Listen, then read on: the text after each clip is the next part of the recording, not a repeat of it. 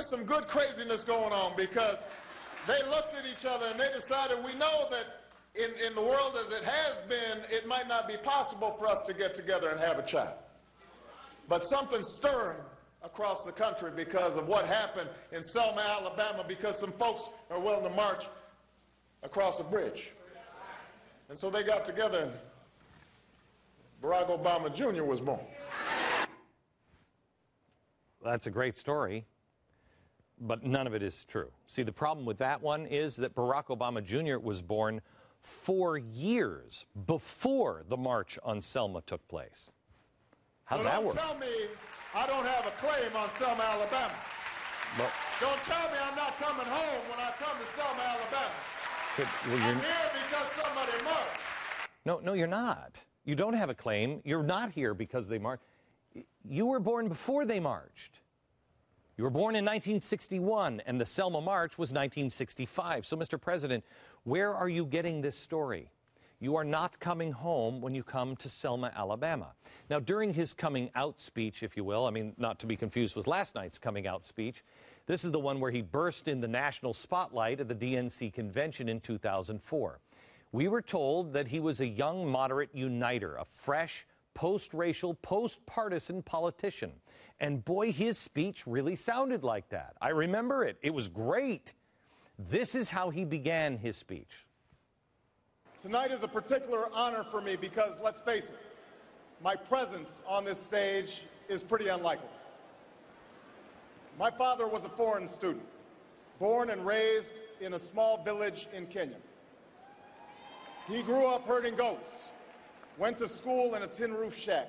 His father, my grandfather, was a cook, a domestic servant to the British. Okay. Now, according to Barack Obama Sr.'s first wife, Kezia, that's not true. It's not true. According to his father's wife, not true. Barack Sr. married Kezia when he was 18 and she was 16. Her parents were upset and wanted her to come back home. So Senior's father, his grandfather, gave Kezia's family 14 cows as a dowry. Wait a minute, he had a tin roof and he was a servant with the British master. How many servants of the British masters have 14 cows in which to buy their son's wife? My father was a baker. He didn't have any cows or wouldn't have that kind of money to buy my wife. But Barack continued. My parents shared not only an improbable love, they shared an abiding faith in the possibilities of this nation. The love his parents shared is improbable. That much is absolutely true. Considering that Barack Sr. was still married to the aforementioned Kenyan woman named Kezia, who had 2 children with him. So it was improbable. So his dad comes over while still married and 2 children over there. He comes over here. That's where he meets Barack's mother, Stanley Ann Dunham. Barack and Dunham never even shared the same residence. Not to mention the fact that 1 week after Barack was born, Barack's mom, Ann Dunham, took Barack away and left Hawaii to enroll at the University of Washington in Seattle, leaving Sr. behind. By the time she came back to Hawaii, Barack Sr. was already long gone, for good. First off to school in Boston, and then Harvard, and then he met somebody in Harvard. He married yet a 3rd woman named Ruth. And he took Ruth back to Kenya with him, where his first wife, whom he was still married to, waited. So he had 3 wives. So that, yes, I would agree that, he didn't really get into the details there, but yes, improbable love is probably a good word for it. But as far as his parents' abiding faith in the possibilities of this nation, this is where it really gets dicey. Anne lived much of her life in Indonesia and Pakistan and anywhere else but America. Barack Sr. got his free first-class education in Hawaii and then at Ivy League's Harvard and then hightailed it back to Kenya, never to return to America. Other than a month-long visit to Hawaii when Barack Obama was 10, that was it. He accepted the priceless American education and then used it to benefit himself in Kenya. But how did he use it? To promote American ideals that he loved? No, he used it to promote his brand of socialism and communism in his homeland's government. At his star-making speech in 2004, Barack Obama said this. They would give me an African name, Barack, or Blessed, believing that in a tolerant America, your name is no barrier to success. Okay, that's great. That's the kind of thing that we all said, wow, that is great. This is a storybook. Exactly. It's interesting because he went by the name Barry for most of his childhood, except for the exact opposite reason.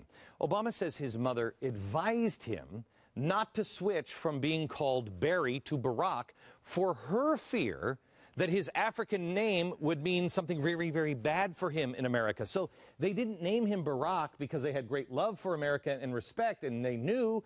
No, when he tried to change it later when he was becoming a radical, she said, don't. You can't trust America. So which was it? Obama's highly acclaimed book, Dreams from My Father, details his struggles, such as that one, and other racial tensions, causing him confusion about his place in the world. It set the tone for the post-racial excitement his legions of followers felt. In the book, he told the heartbreaking story of visiting his mother one day at work at the U.S. Embassy when the family had moved with his stepfather to Indonesia. He had leafed through a copy of Life magazine, and he found a horrible, shocking photo, one that he would never forget, and an article about a black man who was so uncomfortable with the color of his skin that he bleached his skin in effort to become white. It was shocking. It was a rude awakening for little Barack at the time. Unfortunately, it's not true. When Life was contacted for the details of that story, Life said, we've looked it up. We've never run that story in this magazine. Obama's people said, well, then it was Ebony. And then it was, well, who knows what it was? That was Barack's reply to the anomaly. By the way, Ebony also was contacted. They never had run that story either. Who knows what it was? I do. It was fiction. Another unnerving racial story in Obama's brilliant and moving autobiography that showcased the racial division that he had overcome. Was the story of his white girlfriend in New York, whose name we now know to be Genevieve. After moving there to attend Columbia, one particular night, he took her out to see a black playwright in the city. Well, this is another very moving part of the book. Barack found the play extremely funny, but she came out confused. Here's his description of that fateful night. In the book, he says, after the play was over, my friends started talking about black people, why they were so angry all the time. I said it was a matter of remembering. Nobody asked the Jews why the Jews remember the Holocaust. I think I said. And she said, that's different. And I said, it wasn't. And she said, that anger was just a dead end. And we had a big fight right there in front of the theater. When we got back to the car, she started crying. She couldn't be black, she said. She would if she could, but she couldn't. She could only be herself, and that just wasn't enough. When the press recently, finally contacted this woman, she said, glad you called. Nothing like that ever happened. Nothing like that ever happened. With her, anyway. Oh, yeah, that's right, Barack Obama now admits. The girlfriend he was talking to was a compression. He was using a composite girl when describing his dates in New York. How do you have a compression conversation like that about race? Answer, you don't. It's script writing. This uniter, this post-racial icon of hope and change.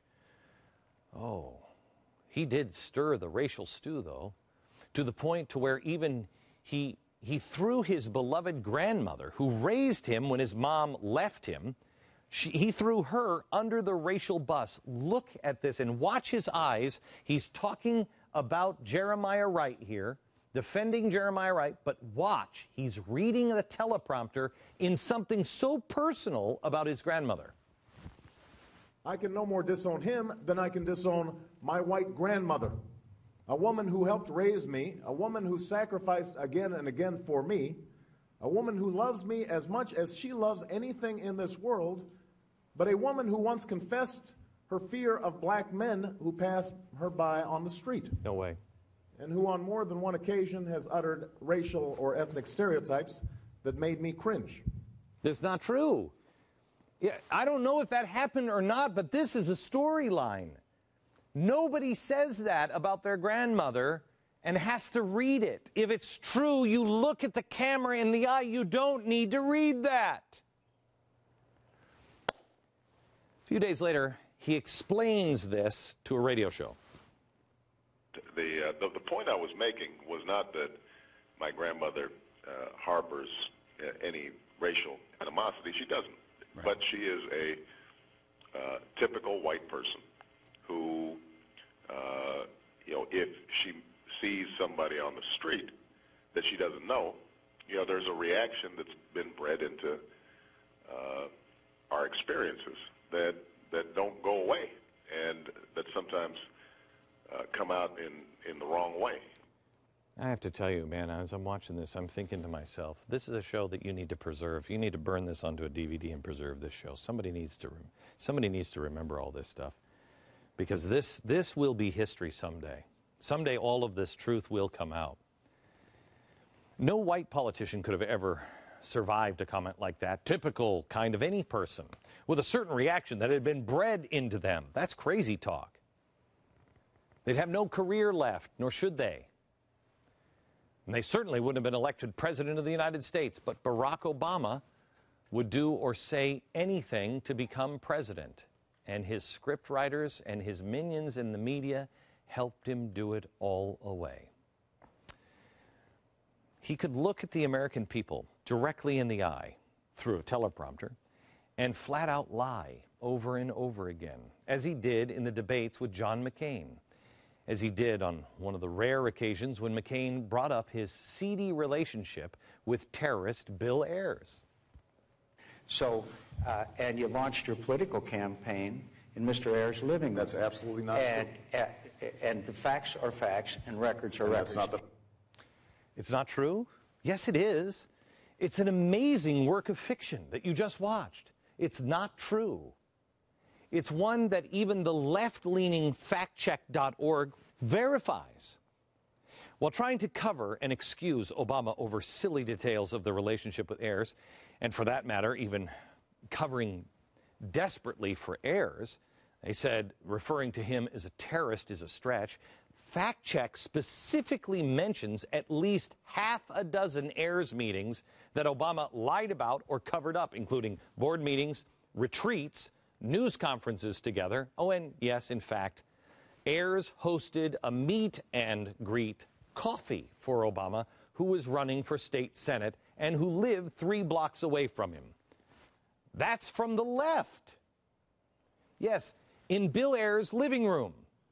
And he lied. Why? You know what's interesting is the part of Obama's script or novel or fairy tale life that have been let out is Bill Ayers' father. Bill Ayers' dad, Tom, gave Obama his first professional break. Bill Ayers' dad was a mentor to Barack, but they never met. I'm just now beginning to understand what Bill Clinton meant when he said, it's a fairy tale. And he's not talking about a black man becoming president. It's that this man's life is a fairy tale. It's a fable. It's made up stories. You might remember that Obama went back and forth incessantly about his Marxist spiritual advisor, Jeremiah Wright. I did not hear such incendiary language myself personally, either in conversations with him or when I was in the pew. Did I ever hear him make remarks that could be considered controversial while I sat in the church? Yes. Okay. All of that and so much more was before he even got to the White House.